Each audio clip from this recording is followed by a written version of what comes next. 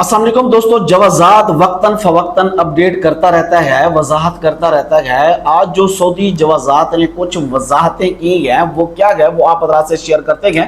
अकामों के मुताबिक, उन अकामों के मुताबिक जो छोटे अकामे हैं, जैसा कि आमिल मंजली, चरवाहा, शगाला, आमिल मंजलिया, आमिल मंजली वगैरह, ये जितने भी डोमेस्टिक वर्कर हैं वो, और जो बड़े महीने हैं उसके मुताबिक। कानून तो पुराना है, आप लोग कुछ जानते भी होंगे, क्योंकि जवाज़ात इसको वक्तन फवक्तन जो है ना अपडेट करता रहता है ताकि लोगों को याद हो या लोगों को याद दहानी हो जाए।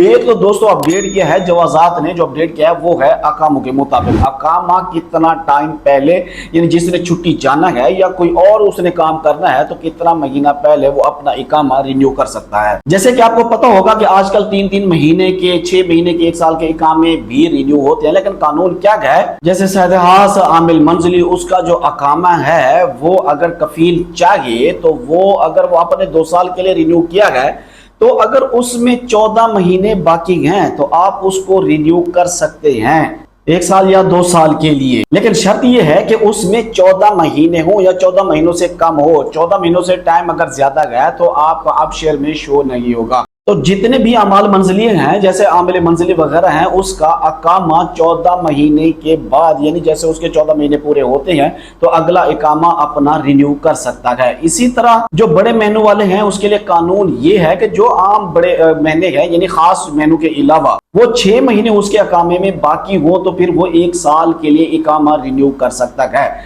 जैसे कि आपको बताया कि आजकल अकामे 3 महीने, 6 महीने, 9 महीने के भी रिन्यू हो रही है। लेकिन अगर किसी ने 1 साल का किया गया या किसी ने 6 महीने का, 9 महीने का किया है, तो उसमें 3 महीने खत्म हो जाए तो बाकी 6 महीने अगर मिल जाए तो फिर अगला इकामा वो 1 साल के लिए बनवा सकता है, या उसकी अपनी मर्जी के मुताबिक अगला इकामा जो है वो रिन्यू कर सकता है। लेकिन याद रहे कि जो इकामा रिन्यू की मतलब अमल की जो फीस है, जो रुखसत है, उससे वाबस्ता है। ये आपका मकतब अमल का जो रुखसत है, रुखसारी जारी होगा तो तब जाके आपका इकामा रिन्यू होगा।